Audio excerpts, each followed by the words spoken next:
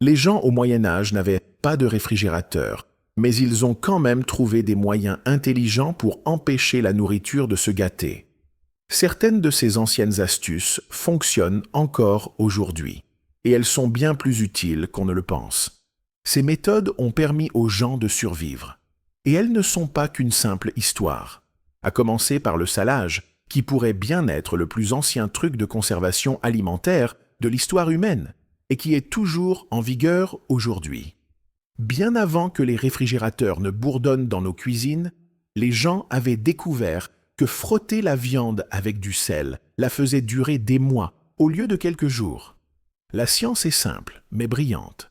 Le sel tire l'humidité des aliments par osmose, créant un environnement où les bactéries ne peuvent tout simplement pas survivre.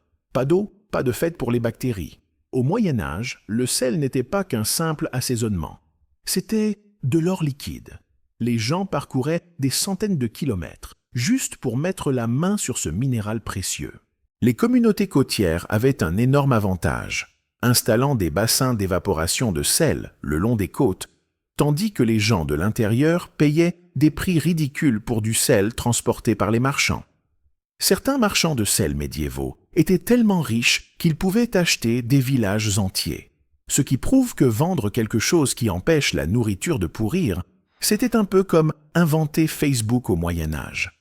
La valeur du sel était tellement immense que les soldats romains étaient parfois payés avec cela. C'est de là que vient le mot « salaire », dérivé de salarium. Imaginez-vous arriver au travail le jour de la paie et que votre patron vous remette un sac de sel au lieu d'un chèque. Bonne chance pour payer votre loyer avec ça. Chaque région développait ses propres spécialités de salaison. Dans le froid du Nord, le cabillaud salé devenait un aliment de base qui pouvait survivre aux hivers les plus rigoureux. Dans les pays méditerranéens, des jambons salés comme le prosciutto sont devenus une véritable forme d'art, avec des chambres de salaison spécialisées et des techniques transmises de génération en génération. Ces méthodes n'étaient pas juste des moyens de conservation, elles créaient de nouveaux aliments avec des saveurs complexes que les gens préféraient parfois à la viande fraîche. La partie la plus impressionnante, c'est que beaucoup de ces techniques anciennes restent pratiquement inchangées aujourd'hui. Quand vous mordez dans un morceau de prosciutto ou de jerky, vous goûtez fondamentalement la même nourriture que les gens du Moyen Âge appréciaient, les mêmes processus naturels, les mêmes réactions chimiques, mais sans la peur constante de la peste ou des Vikings. Le salage n'était pas juste une question de survie. Il a changé la façon dont les gens voyageaient et commerçaient. Les navires pouvaient maintenant rester en mer pendant des mois avec des aliments conservés qui ne se gâteraient pas. Les marins avaient peut-être le scorbut et des dents manquantes, mais au moins ils avaient plein de viande salée à mâcher pendant leur long voyage. Et le sel n'était que le début de l'ingéniosité médiévale pour garder les repas à l'abri de la décomposition. Fumer la viande est l'une des méthodes de conservation les plus brillantes de l'Europe médiévale, transformant des morceaux ordinaires de porc, de bœuf et de poisson en nourriture longue durée, qui avait même meilleur goût qu'à l'origine. Contrairement au sel, qui empêchait simplement la dégradation, la fumée ajoutait de nouvelles saveurs tout en maintenant les aliments sûrs à consommer pendant des mois. Comment ça fonctionnait? La science derrière le fumage est fascinante. Lorsque le bois brûle lentement, il libère des composés appelés phénols et formaldéhyde, des conservateurs naturels qui recouvrent la surface de la viande et ralentissent la croissance des bactéries. Ces mêmes composés donnent à la viande fumée cette saveur distinctive que nous recherchons encore aujourd'hui. Les gens du Moyen Âge ne connaissaient pas la chimie, mais ils savaient parfaitement quels étaient les résultats. Deux techniques principales de fumage se sont développées à l'époque médiévale. Le fumage à froid maintenait la viande à des températures inférieures à 30 degrés Celsius, la séchant lentement pendant des jours, voire des semaines.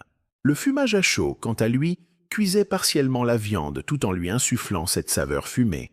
Pensez-y comme du multitasking médiéval. À l'époque, avoir la laine qui sentait le jambon fumé était probablement considéré comme attirant. « Oh, il sent comme du jambon fumé » n'était pas une insulte. C'était une réplique de drague médiévale. Différentes régions privilégiaient différents bois pour leurs saveurs uniques. Le chêne et le hickory étaient populaires en Europe du Nord, tandis que les fruits comme la pomme et la cerise étaient prisés dans les régions fruitières. Les gens ont découvert que le type de bois utilisé changeait radicalement la saveur du produit final. Une découverte culinaire que nous apprécions encore dans le barbecue moderne. Les monastères sont devenus des centres inattendus de production de viande fumée.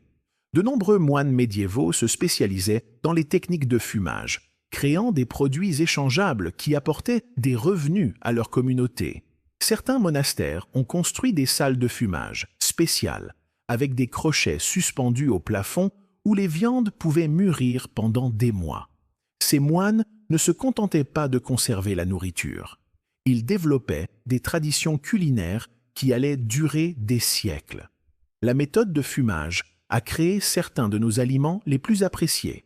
Le bacon, le jambon, les keepers et le saumon fumé ont tous leurs origines dans les techniques de fumage médiévales. Ce n'étaient pas seulement des aliments conservés, ce étaient des délices. La prochaine fois que vous dégustez une tranche de bacon, souvenez-vous que vous mangez fondamentalement comme de la royauté médiévale, juste avec moins de combats à l'épée à la table du dîner. Aussi efficaces que soient la fumée et le sel, les gens du Moyen Âge ont continué à développer des méthodes encore plus ingénieuses pour garder leur nourriture comestible pendant les longs hivers et les récoltes imprévisibles. Les gens du Moyen Âge savaient-ils quelque chose que nous avons oublié? Le séchage à l'air, peut-être la méthode de conservation la plus simple de toutes, faisait des merveilles avec rien de plus que du placement soigné et de la patience. Cette technique reposait sur 3 choses qui ne coûtaient absolument rien: l'air, le soleil et une faible humidité. Les foyers médiévaux séchaient presque tout. Les herbes étaient suspendues la tête en bas dans les poutres. Les champignons étaient enfilés sur des fils traversant les fenêtres. Les poissons étaient ouverts en 2 dans les brises côtières. De fines tranches de viande étaient transformées en jerky portable. Et même les pâtes étaient séchées sur des racks en Italie. Le processus était simple: retirer l'humidité, et la nourriture pouvait durer des mois. Le plus grand défi était d'empêcher les insectes de s'y attaquer. Les gens ont trouvé des solutions, comme envelopper les aliments dans de la gaze, ou les suspendre haut dans des poutres fumées, où les insectes ne pouvaient pas atteindre. De nombreuses maisons médiévales avaient des coins de séchage spéciaux que les membres de la famille protégeaient, comme les gens modernes protègent leurs mots de passe Wi-Fi. Dans les régions plus sèches, comme le sud de l'Espagne, le séchage se faisait à l'extérieur. Mais dans les zones plus humides du nord, trouver le bon endroit à l'intérieur faisait toute la différence entre la nourriture préservée et le gâchis moisi.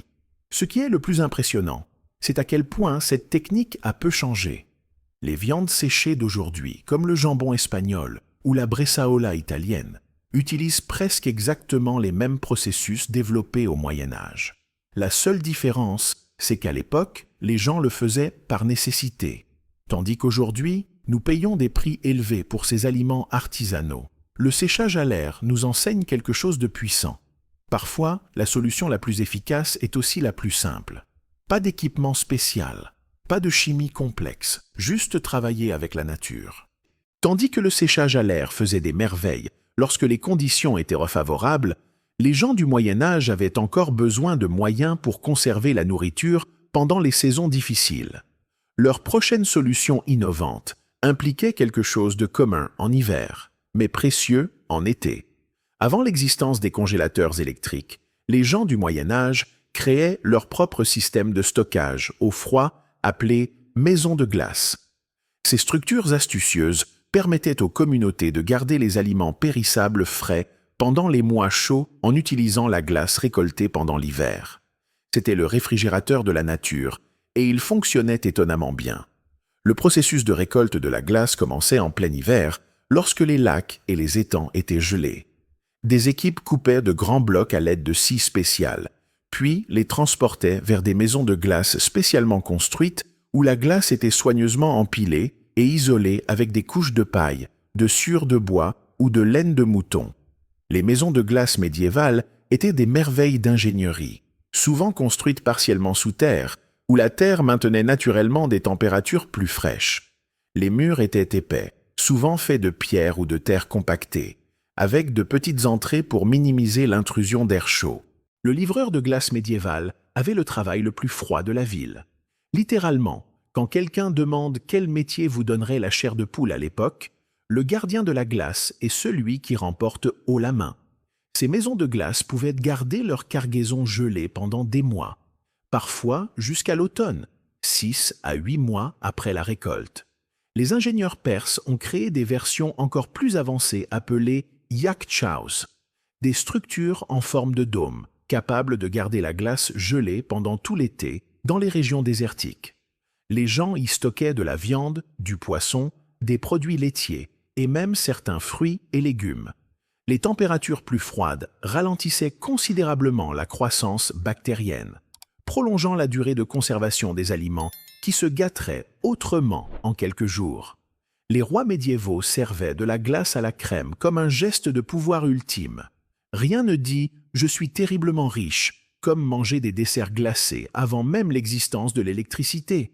Alors que garder les aliments froids était une véritable révolution, les cuisiniers médiévaux ont également découvert que plonger certains aliments dans des liquides acidulés créait une toute autre forme de magie de conservation. Le pickle, ou la conservation par fermentation, est l'une des méthodes de préservation des aliments les plus polyvalentes maîtrisées par les gens du Moyen Âge. Le concept de base était merveilleusement simple. Tremper les aliments dans du vinaigre ou dans une saumure, une solution d'eau salée, pour créer un environnement où les bactéries nuisibles ne pouvaient tout simplement pas survivre. Ce qui rend le pickle si remarquable, c'est le nombre d'aliments différents qui pouvaient être conservés de cette manière. Des légumes et des œufs, aux poissons et même à la viande. La science fonctionne parce que la plupart des bactéries de décomposition ne peuvent pas prospérer dans des environnements fortement acides. Le vinaigre, avec son contenu en acide acétique, crée exactement ce type d'environnement bactérien hostile.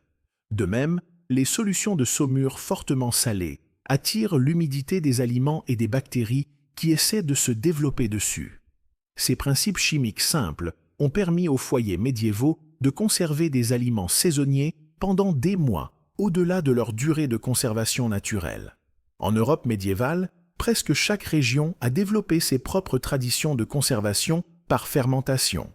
Les communautés allemandes ont créé la choucroute en faisant fermenter du chou dans son propre jus avec du sel. Les cultures méditerranéennes conservaient les olives dans de la saumure.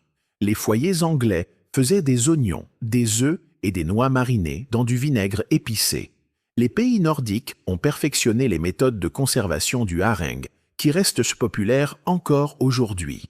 Les marins médiévaux transportaient des tonneaux de légumes marinés lors de longs voyages, non seulement pour les préserver, mais aussi parce qu'ils aidaient à prévenir le scorbut. Imaginez être le premier marin à découvrir qu'en mangeant du chou qui sentait étrange sorti d'un tonneau, vous empêchiez vos dents de tomber. Parlez d'une vente difficile à faire à vos compagnons de bord. Le pickle n'était pas juste pratique, il transformait les aliments de manière délicieuse.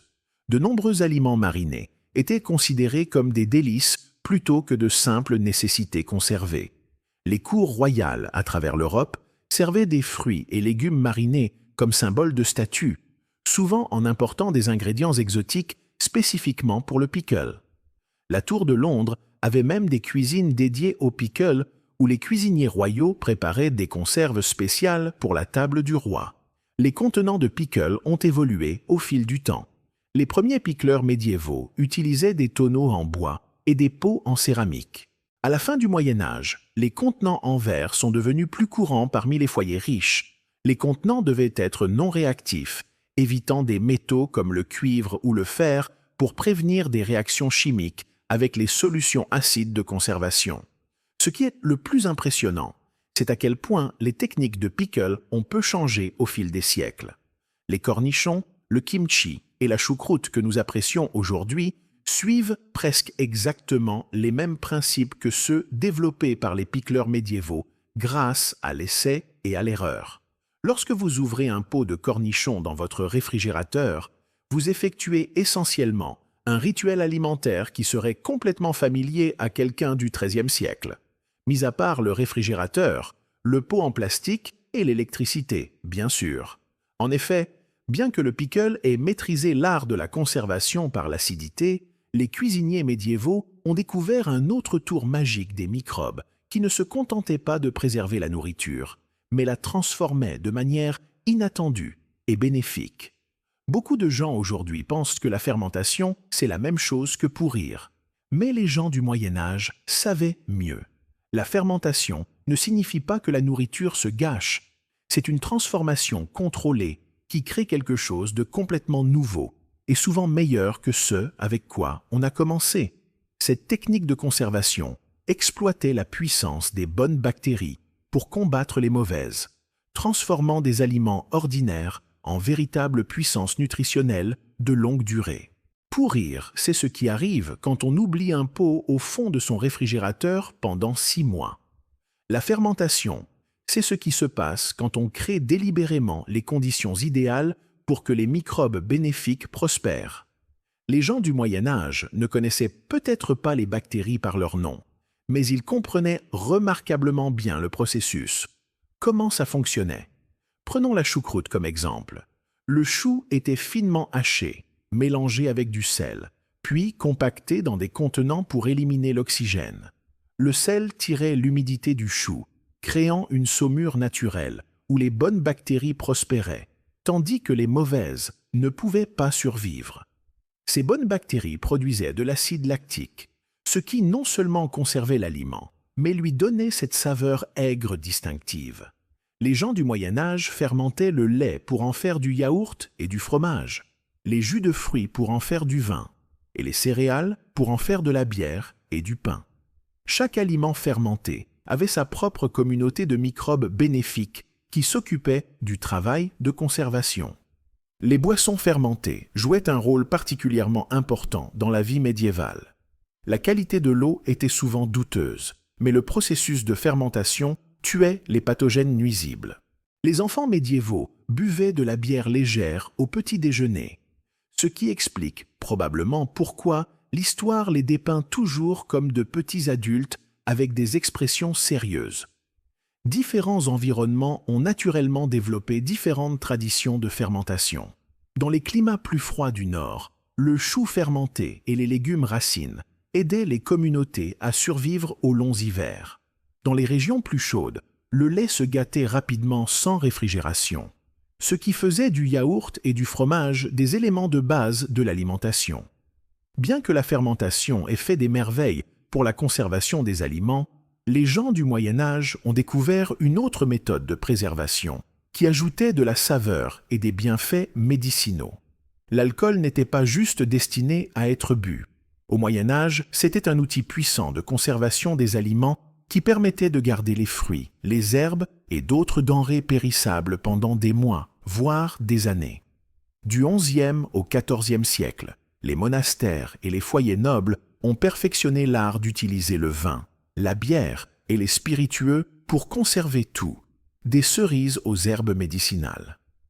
Le principe de base de la conservation par l'alcool est étonnamment simple. L'alcool tue la plupart des bactéries responsables de la décomposition des aliments. Les gens du Moyen Âge comprenaient cette connexion, même s'ils ne comprenaient pas les raisons microscopiques qui expliquaient son efficacité. Ils avaient remarqué que les aliments immergés dans du vin ou des spiritueux forts duraient beaucoup plus longtemps que ceux laissés à l'air libre. Les conserves de fruits étaient parmi les aliments les plus populaires conservés par l'alcool. Les cerises, les prunes et les baies étaient emballées dans des bocaux ou des tonneaux, puis recouvertes de vin ou de brandy. Les herbes étaient trempées dans de l'alcool pour créer des teintures et des toniques qui conservaient leurs propriétés médicinales beaucoup plus longtemps que les herbes séchées seules. Les boissons à faible teneur en alcool, comme la bière et l'hydromel, n'étaient pas seulement destinées à aider les gens du Moyen Âge à surmonter leurs difficultés quotidiennes. Elles étaient plus sûres à boire que l'eau provenant du puits local. Lorsque l'on a le choix entre boire de la bière légèrement alcoolisée ou jouer à la roulette de la diarrhée avec l'eau de la ville, il n'est pas difficile de comprendre pourquoi les enfants médiévaux se sont habitués au goût de la bière. À mesure que les techniques de distillation se sont améliorées à la fin du Moyen Âge, les spiritueux forts sont devenus disponibles et ont considérablement amélioré les capacités de conservation. Les célébrations médiévales mettaient souvent en avant des friandises conservées spéciales, stockées depuis la récolte de l'année précédente. Les gâteaux de fruits imbibés de brandy étaient des favoris des fêtes à travers l'Europe.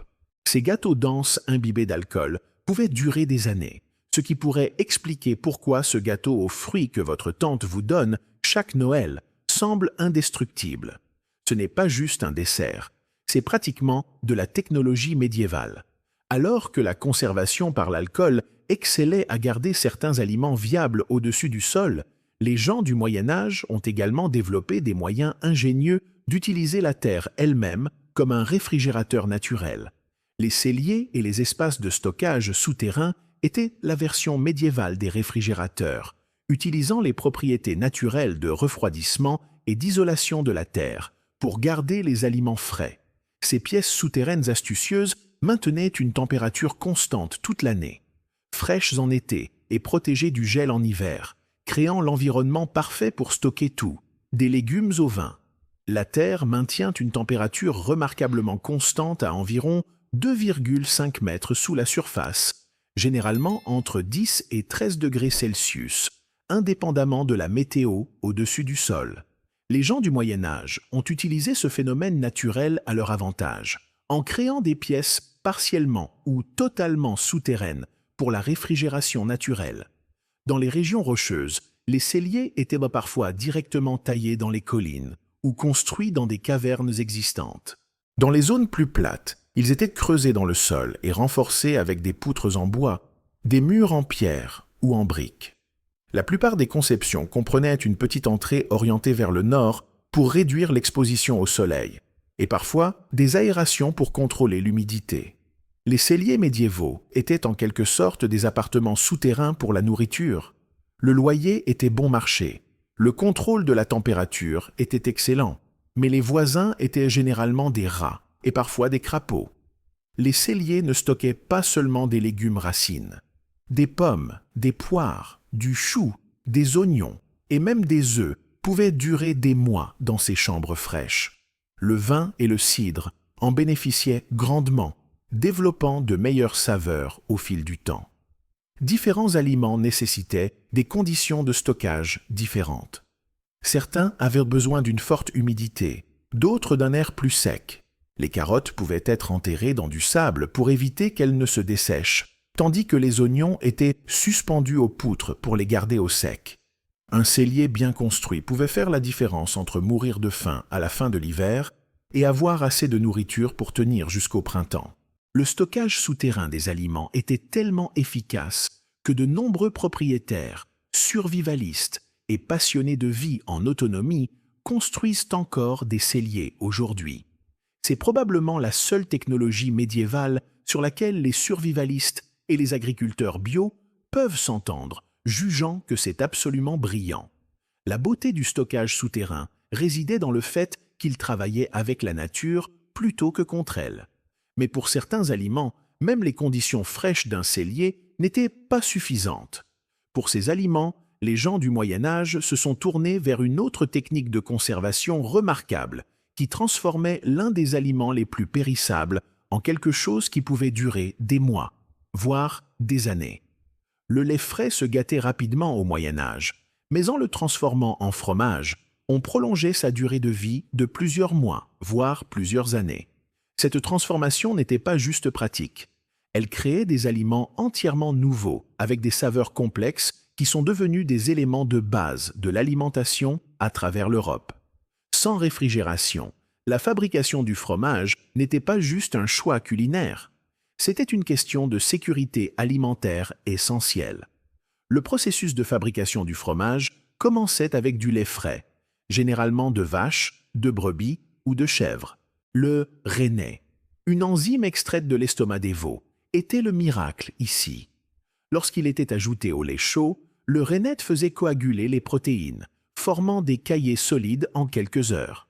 Une fois les caillés formés, ils étaient coupés, égouttés et parfois pressés pour éliminer l'excédent de petit lait. Du sel était ajouté à la fois pour la saveur et pour la conservation, car il aidait à extraire l'humidité et à empêcher la croissance de bactéries nuisibles. Faire du fromage, c'était un peu comme de l'alchimie médiévale, sauf qu'au lieu de transformer du plomb en or, on transformait un liquide qui pourrit en un jour en solide qui dure des années. En plus, on pouvait manger le résultat, ce qui n'est pas le cas de la plupart des expériences d'alchimie. Le vieillissement était là où la véritable magie du fromage opérait. Les fromages jeunes étaient placés dans des environnements frais, souvent des grottes naturelles ou des fromageries spécialement construites, où ils se transformaient lentement à mesure qu'ils vieillissaient. Pendant cette époque, des moisissures et des bactéries bénéfiques travaillaient sur le fromage, développant des saveurs complexes. Les fromages médiévaux les plus impressionnants étaient ceux à pâte dure et vieillie, nécessitant des mois, voire des années, d'attention minutieuse. Les fromages de style parmesan ont vu le jour durant cette période, avec certains meules pesant jusqu'à 36 kg et vieillissant pendant 2 ans ou plus.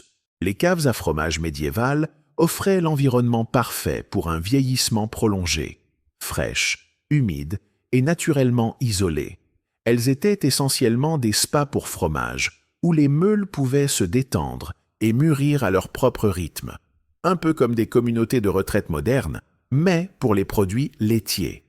Ce qui est le plus remarquable, c'est combien de ces techniques anciennes de fabrication du fromage restent pratiquement inchangées aujourd'hui. Le mouvement des fromages artisanaux redécouvre essentiellement des méthodes que les fromagers médiévaux reconnaîtraient instantanément. Bien que la transformation du lait en fromage durable soit ingénieuse, les gens du Moyen Âge ont développé une autre technique de conservation qui créait une barrière presque impénétrable entre la nourriture et le monde extérieur. La cire chaude et la graisse animale servaient de conservateurs alimentaires médiévaux, en créant des seaux hermétiques qui maintenaient les aliments frais pendant des mois. Ces méthodes simples mais efficaces empêchaient l'exposition à l'air, le principal responsable de la dégradation des aliments. Le scellement à la cire et l'enrobage à la graisse étaient parmi les dernières lignes de défense dans l'arsenal de conservation médiévale. Souvent utilisés après que les aliments aient déjà été traités avec d'autres techniques, commençons par le scellement à la cire. La cire d'abeille était le matériau le plus courant, récolté dans les ruches et fondu pour créer un liquide qui durcissait en un revêtement protecteur solide. Les cuisiniers médiévaux versaient de fines couches de cire fondue sur la surface des confitures, gelées et conserves pour créer un seau hermétique. Une fois la cire durcie, elle formait une barrière empêchant la moisissure et les bactéries d'atteindre l'aliment en dessous. La cire n'était pas utilisée que pour les conserves sucrées. Les fromages à pâte dure étaient souvent entièrement trempés dans de la cire, créant une coque protectrice qui permettait un vieillissement correct, tout en empêchant la croissance de moisissures indésirables. Certains fromages, comme le gouda, sont encore traditionnellement enrobés de cire aujourd'hui. Le scellement à la cire, c'était en quelque sorte offrir à vos aliments leur propre garde du corps. Désolé, monsieur Bactérie, vous n'êtes pas sur la liste des invités. Aucun spoilage n'est autorisé derrière cette barrière cireuse. L'emballage à la graisse fonctionnait sur des principes similaires, mais utilisait des graisses animales à la place de la cire. Un des exemples les plus célèbres est le confit, une technique où la viande, généralement du canard, de l'oie ou du porc, était cuite lentement dans sa propre graisse, puis stockée complètement immergée dans cette même graisse. La couche de graisse durcissait à des températures fraîches, créant un seau qui empêchait l'air d'atteindre la viande. La magie de la conservation se produisait parce que la graisse créait un environnement sans oxygène, et les bactéries ont besoin d'oxygène pour se développer. Les viandes ainsi conservées pouvaient durer des mois, parfois même des années, et développaient des saveurs et des textures uniques qui étaient considérées comme des délicatesses. Le scellement à la cire et à la graisse était essentiellement la version médiévale du scellage sous vide. C'est comme s'ils avaient inventé le Tupperware 1000 ans avant, sans la recherche des couvercles assortis qui disparaissent mystérieusement. Ces 10 méthodes de conservation médiévale nous rappellent que, parfois, les anciennes façons valent encore la peine d'être connues. Dans notre monde de réfrigération et de nourriture produite en masse, il est facile d'oublier que les humains ont gardé les aliments sûrs et délicieux pendant des siècles en n'utilisant rien d'autre que de l'observation minutieuse et des matériaux naturels.